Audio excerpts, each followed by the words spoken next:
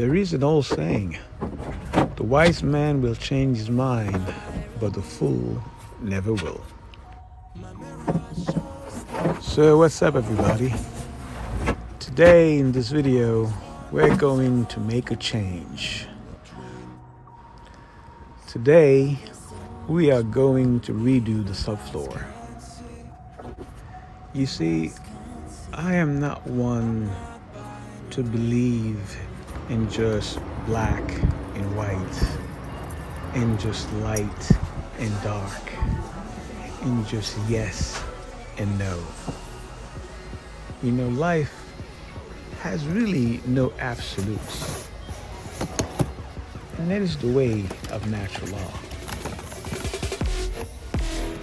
It's a good thing to always remember that the only constant in life is change.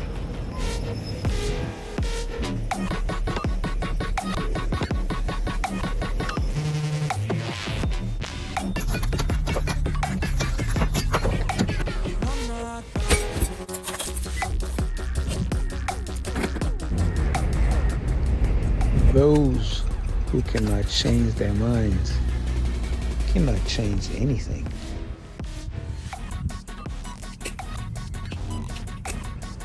When I had previously laid down the subfloor, I was then concerned about weight. So I used a strip that was a lot thinner, as well as the floorboard that was also very thin. And later, I realized that I didn't have enough thickness in the subfloor for me to screw down the furniture. There was just not enough room or enough depth in the wood to give the screw a good bite. That is why I am now changing the subfloor.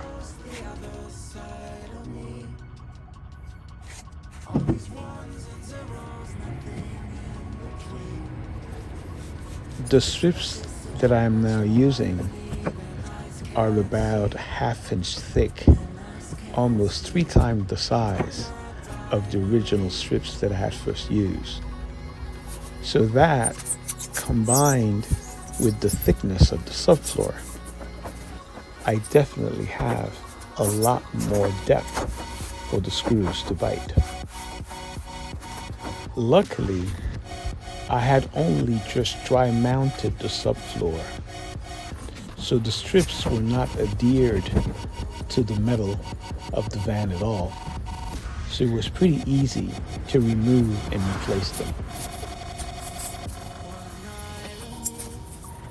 As all the materials, the plywood and the insulation were already cut to place, the only thing left to do after I adhered the new strips to the floor was really to replace or reposition everything back into the puzzle.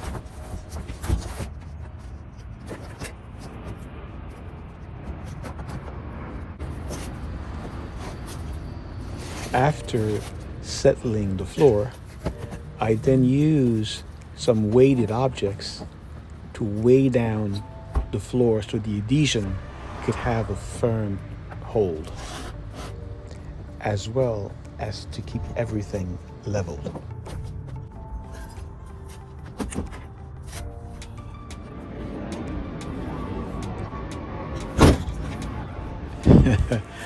I have to share with you that the process didn't really go as smooth as I'd hoped.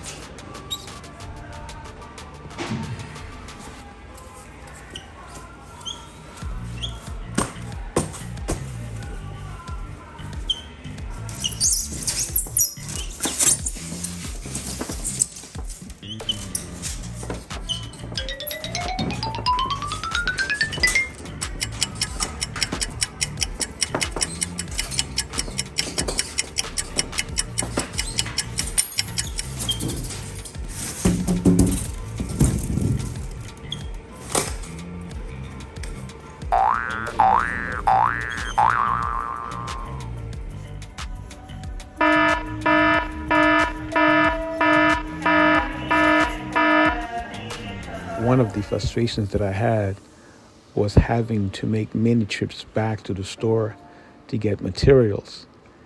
I had not done the front of the van, so I had to get more insulation and more flooring material to cover the front.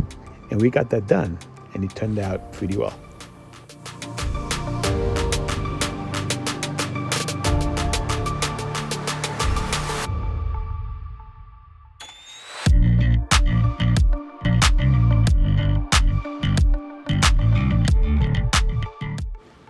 Having now a fully completed subfloor, it inspired the know-how to how to frame this section of the van. So I was able to panel these walls to completion.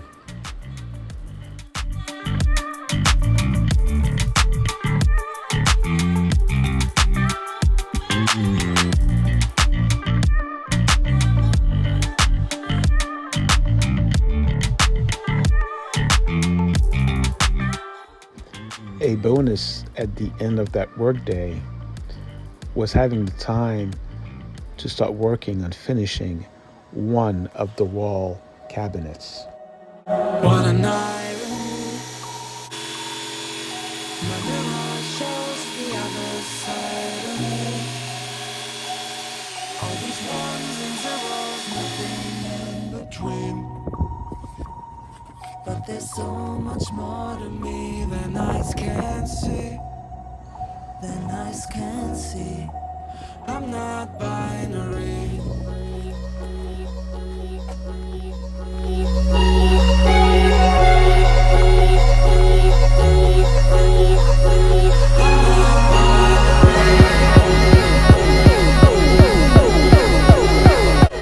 One of the toughest challenges in building a wall cabinet for a van is cutting the right angle shape so that the cabinet would not only be flush to the wall of the van, but also be plumb to the floor. In order to achieve this, it took several tries at scribing a perfect template to get the right shape.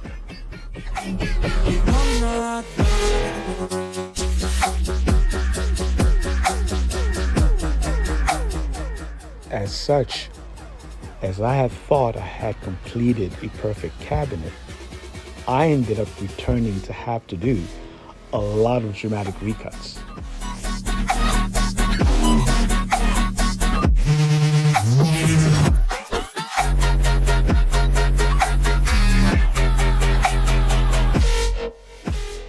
Change is not pleasant, but change is constant.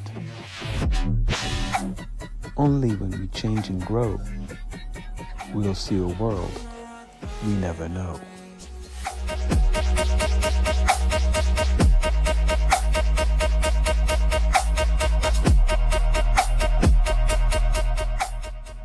There are no mistakes, only lessons.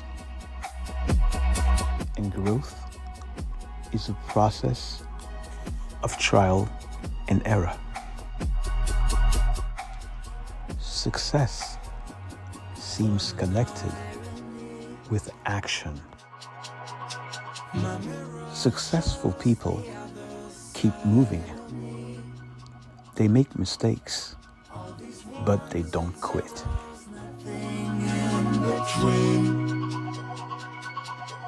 But there's so much more to me than eyes can see. Than eyes can see. I'm not binary. Thank you for watching. See you in the next video.